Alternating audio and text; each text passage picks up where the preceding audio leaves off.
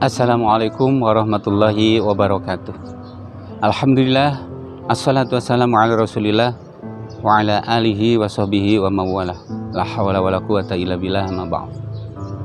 Kaum muslimin rahimakumullah. Beraneka ragam kaum muslimin dalam merayakan Idul Fitri. Tapi yang banyak dilakukan sudah menjadi tradisi yang tidak boleh ada sebagian orang melupakannya, yaitu dengan menyajikan ketupat. Orang Jawa menyebutnya kupat. Ini ada filosofinya. Karena kalau ketupat atau kupat itu isinya atau terdiri dari janur, kalau orang Jawa dengan mengartikan sejatining nur. Janur ya ini dari daun kelapa muda yang masih kuning. Kemudian setelah terbentuk, isi di dalamnya itu beras. Maka setelah matang maka disebut ya jadi ketupat. Kalau isi di dalamnya berubah, berasnya jadi beras ketan, walaupun bungkusnya janur, itu bukan kupat lagi, tapi namanya lepet. Kalau isinya ketan tapi yang dirubah itu adalah bungkusnya, yakni pakai daun, maka jadinya lemper. Kalau kulitnya daun tapi di dalamnya beras biasa, ini jadi lontong. Kalau sama-sama pakai daun tapi di dalamnya itu adalah tepung, kemudian diisi dengan ada pisangnya matang, maka disebut nogosari. Jadi tentu berbeda-beda namanya. Maka ini dengan ketupat atau kupat yang isinya dari beras yang dibungkus dengan daun kelapa atau janur, sejatining nur. Ini beras itu melambangkan nafsu, termasuk kaitannya dengan kupat itu, ya. Jadi ketupat itu melambangkan nafsu manusia. Maka kalau kita lihat nafsu-nafsu manusia itu, apalagi melihat di surat Yusuf ayat yang ke-53, innan nafsa la'amaratum bisu illa ma rahimah rabbi. Ya. Sesungguhnya nafsu amarah itu cenderung kepada kejahatan kecuali nafsu yang diberikan rahmat. Jadi ada beberapa nafsu yang cenderung kepada kejahatan. Yang pertama ada nafsu amarah tadi, cenderung kepada kejahatan, nafsu syaitoniyah. Ya. Kemudian yang kedua ada nafsu lawamah. Ini cenderung kepada kejahatan ketika melakukannya ya dengan sembunyi-sembunyi. Ya. Ini nafsu lawamah. Begitu juga ada nafsu musyawalah. Ini juga cenderung kejahatan, sama rasa ingin taubatnya ada, ya.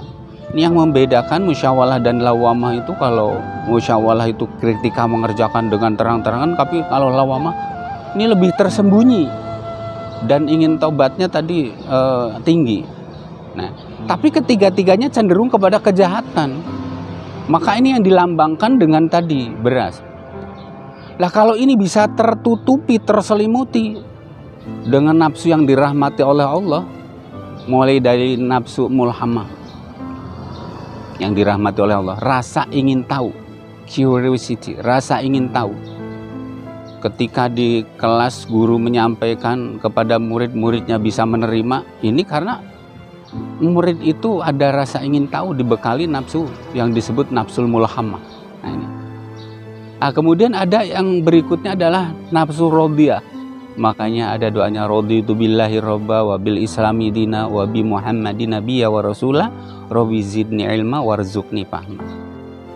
Ya, aku ridho Allah sebagai Tuhanku, Nabi Muhammad sebagai nabiku, Islam sebagai agamaku, dan seterusnya. Nah, di situ ada nafsu radiyah, ridho, ikhlas, ya. Dan juga ada nafsu marodiyah, rasa ingin diridhoi oleh Allah, ya, ingin diridhoi Allah. Berarti supaya diridhoi oleh Allah, Bagaimana? Berarti kita mendekatkan diri kepada Allah dengan melaksanakan apa yang diperintahkan, menjauhi apa yang dilarangnya. Nah, ini. Jadi kita pun ada rasa ingin diridhoi oleh Allah. Di samping kita ridho tadi Allah sebagai Tuhannya. Nah, maka yang berikutnya ada yang namanya juga nafsul mutmainnah. Nafsu yang tenang. Makanya dalam surat Al-Fajr, ya ayuhan nafsul mutmainnah irji'i ila rabbiki radiyatan mardiyah. Wadkhuli fi ibadi wadkhuli jannati. Wahai nafsu yang tenang, kemarilah, ya. Kemarilah menuju Tuhan dengan apa? Ridho dan diridhoi oleh Allah. Oh, jadi di sini nafsu yang tenang tadi menyelimuti nafsu-nafsu, ada nafsu amarah yang cenderung kepada kejahatan, ya. Ini maka nanti akan menimbulkan yang terakhir disebut nafsul kamilah, ya, rasa ingin sempurna, ingin menjadi insan kamil, manusia yang sempurna. Nah, maka tadi beras atau yang tadi nafsu-nafsu amarah itu yang diselimuti oleh janur yang melupakan sejati ning nur atau nafsu mutmainnah tadi yang cenderung kepada yang ingin diridhoi oleh Allah. Ketika itu nafsu tersebut sudah ditutupi, diselimuti yang seperti terbentuk tadi dengan ketupat itu tadi, maka inilah menjadi insan kamil, manusia yang diinginkan. Jadi yang dilakukan itu adalah justru yang baik-baik saja. Nah, kecenderungan yang tidak baik bisa tertutupi, bisa terselimuti seperti beras terselimuti oleh janur itu tadi. Makanya dilambangkannya itu dengan kupat atau ketupat itu tadi. Ini yang melambangkan kesucian juga.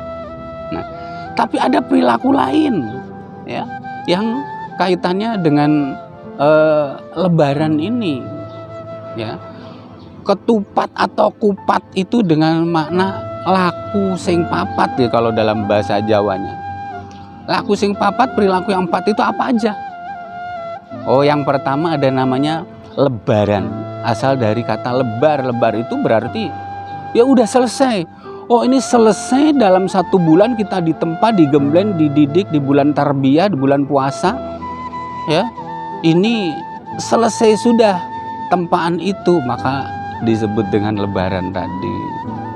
Kemudian ada yang luberan, yang keduanya.